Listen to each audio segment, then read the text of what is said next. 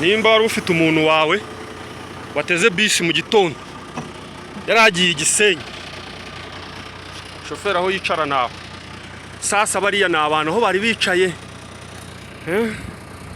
aho ni abantu bari bicaye. Yes, aho ni abantu bari bicaye.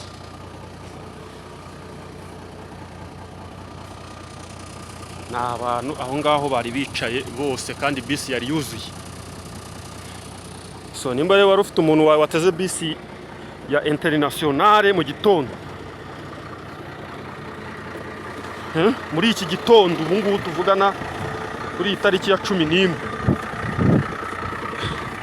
kwezi kwa kabiri, tangira umuhamagareho cyangwa se ubaza amakuru, ariko menya mbu amahirwe yo kumubona yo ni make kuko abantu bose bapfuye, hafi ya bose.